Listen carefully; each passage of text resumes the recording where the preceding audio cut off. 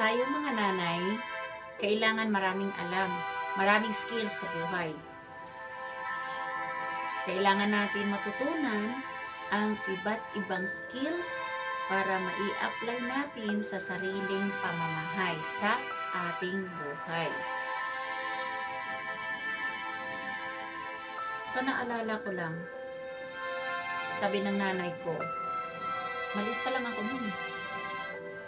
Madaldal kasi ako, mahilig ako yung walang sekreto na natatago sa akin kasi. Ngayon, lagi yung sinasabi ni nanay sa akin na baw hindi ka gid magsigi kagwa-gwa sa balay, hindi ka magsigi kagwa-gwa sa balay, mangbalay-balay kag magkutso-kutso ha. Sabi ko, paano ko man himuon ng pagkutso-kutso gani, wala man gani ko tay.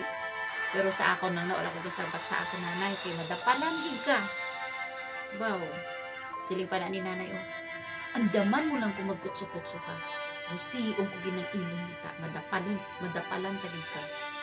Kahando ko lang sa nanay ko. Paano man kasi magkutso-kutso? Di ko rin alam. Ang kutso-kutso sa Negros, sa mga Ilonggo ay chismis. Hindi ko rin alam kung paano gawin yon.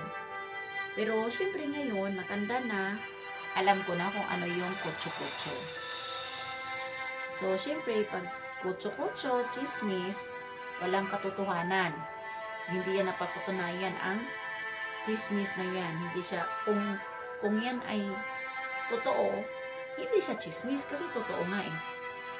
Pero guys, para iwas sa ganong bagay, ang natutunan ko lang talaga, yung may sarili kang skills. Like for example, kung ikaw ay creative, marami kang alam din kung ano pwede mong gawin. Kasi bilang isang nanay, dapat maraming alam sa loob ng pamamahay. Hindi lang yung maglaba, magluto, mag-alaga ng asawa, mag-alaga ng ng mga anak.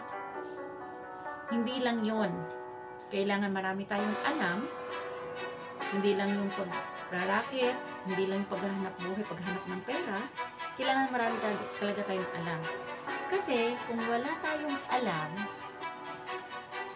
mabuburing tayo sa loob ng pamamahay natin. Like for example, tapos ka na laba, tapos ka na luto, ang pakain mo ng mga anak mo. Lalo na mga alas 10, di wala ka na, o alas 9, di wala ka nang ginagawa. Kung wala ka ring halaman na alagaan, wala ka ring animals na alagaan, o anong gagawin mo? Kasi nabuboring ka. O diba, manonood ng TV. Paano kung nabuboring ka sa show? Ay di magmarites sa labas. Hindi siya maganda. Pag marami kang alam sa sa buhay, marami ka ring magagawa para sa pamamahay. Diba? Yan mo ako, kahit wala akong makina, kaya kong manahi kamay. Kaysa naman, entertainin ko yung mga maritisan ng mga nanay. Hindi siya maganda. Pag tayong mga nanay, laging nasa labas, nakipag-maritisan, ang matutunan ng anak natin, marites din. Hindi mo pa nalalaman dyan, pati asawa mo, naging Mario na rin. Diba? Mahirap yung ganon.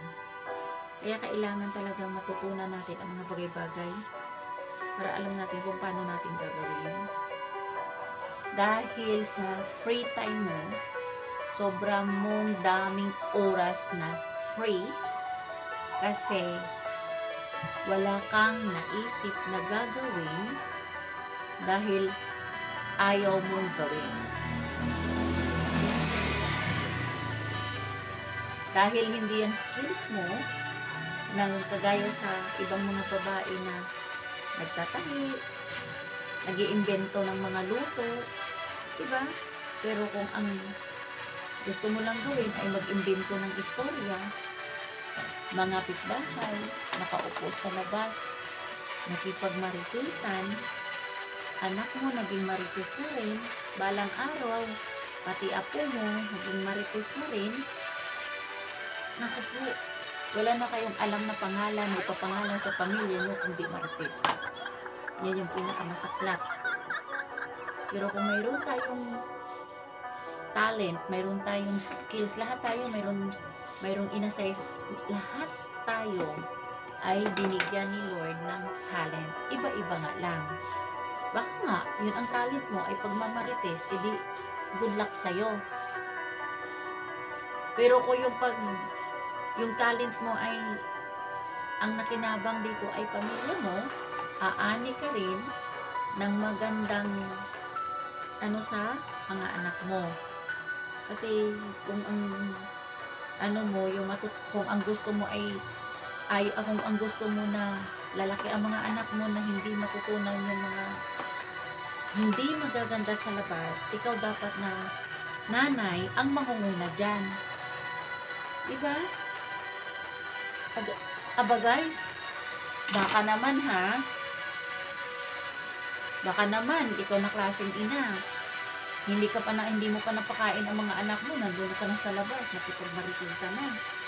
Ba, yun yung masaklap. Tapos tawagin ka na ng anak mo, gutom na ako mama. Oh, saglit, mamaya na. Ang mama, inabot na 1 oras, inabot ng 2 oras. Abay, nakakahiya naman dun sa kausap mo na lagi kang sinusundo ng mga anak mo.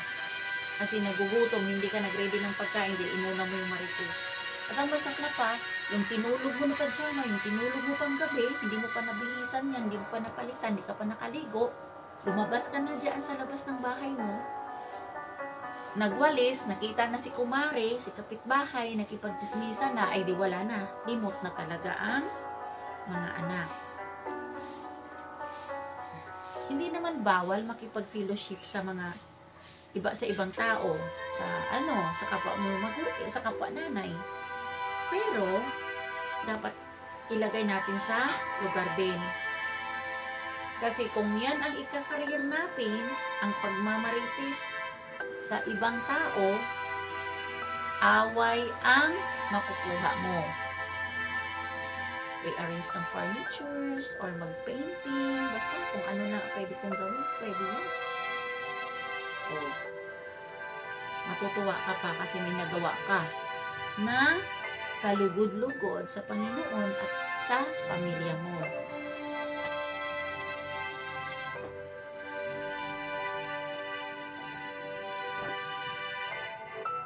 Tamang-tama,